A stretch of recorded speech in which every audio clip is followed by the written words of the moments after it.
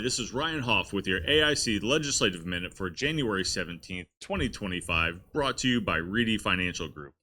The 2025 Indiana General Assembly is off and running, and it won't come as a surprise to you that there are several issues of high importance for counties being considered. This is a budget year, so that will dominate a lot of the headlines, but we will be dealing with multiple issues on your behalf, including property tax reductions, local income tax reform, zoning for renewable developments, local government reorganization, election reform, rural fire and EMS reform, public health funding, road funding, septic matters, public official benefits, and more. Today's update will focus solely on Senate Bill 1, which is massive property tax legislation with many moving parts. As requested by the newly sworn Governor Mike Braun's administration, this bill would increase the homestead deduction to 60% of the value if the assessed value is over $125,000. Or for homes valued under $125,000, the homestead deduction would be a base of $48,000 plus the 60% of value. Typically, deductions are spread to other property tax classes, which softens the revenue hit to units. However, this bill also attempts to wind back the clock to 2021 tax bills, then caps the growth at 2% per year for homestead owners who are over 65, have dependent children under 18 living with them, or are low income. For all other homestead properties, and for any non-homestead properties, the cap in growth of a bill would be 3% per year. The taxable amount above those growth rates would be provided as credits, thus becomes a revenue loss to local units.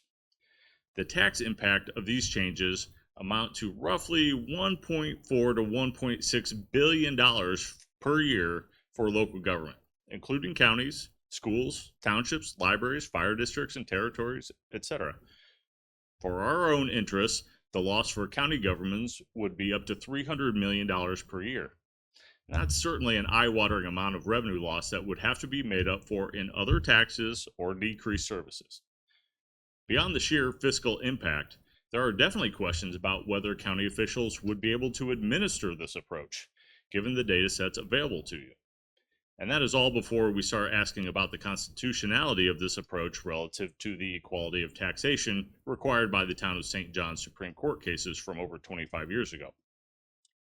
While it's early in session, it is really important for legislators, especially your state senators, to hear concerns about this bill. This bill seems to be a major outlier when the legislature has just concluded their state tax commission, which included a lot of discussion about how balanced Indiana's tax system is. We're a top 10 state in tax competitiveness as ranked by the Tax Foundation, and the American Community Survey estimates that median homeowner property taxes for Indiana are $1,500, which is 8th lowest nationally. While property taxes are always going to be an easy target for taxpayers and legislators, the fact is that we are already a very low property tax state.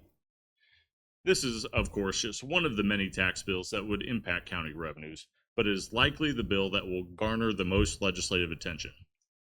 I will highlight further topics beginning next week, but for today, we urge you to begin talking about Senate Bill 1 with your legislators. The full version of this bill and the fiscal impact statement is available on the Indiana General Assembly website. Have a great weekend. This has been Ryan Hoff with your AIC Legislative Minute, brought to you by Reedy Financial Group.